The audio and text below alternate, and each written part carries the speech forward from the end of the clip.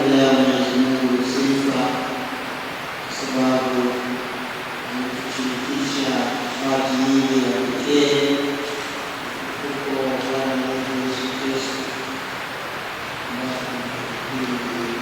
mchongo nasi tunaendelea kwenda tafakari katika jimbo la Musoma kwa ajili ya kuendelea kutafakari ukuu wa Mwenyezi Mungu, kuweka mahitaji yetu mbele yake ili atujaze amani ya roho, atujaze na furaha, tupatie utashi wa kuendelea kuishi na kutenda kwa kadri ya mpango wake mwenyewe aliyotushirikisha.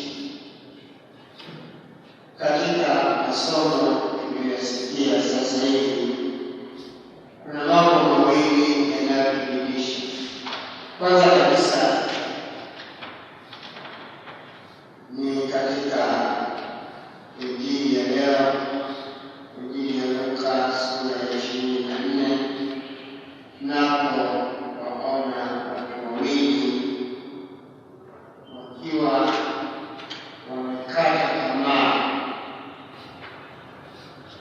kwa sababu ya aliyekuwa ametokea kule Yerusalemu, kwamba huyo aliyekuwa mtaraji na matumaini yao Kristo Yesu alikuwa ameuawa katili.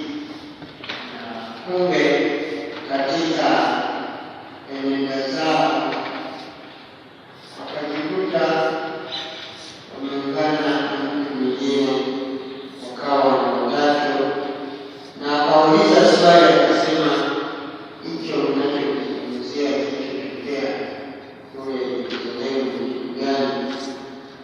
Akamshangaa sana, akasema, hivi wewe utakuwa mwenyeji katika Yerusalemu hata usikue jamii.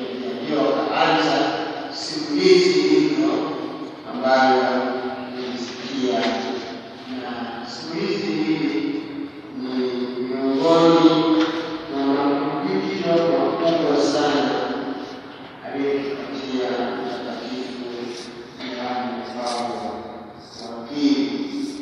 Ilikuwa ni fundisho lake la pili kutoka mwisho kabla ya kupatia fundisho linalo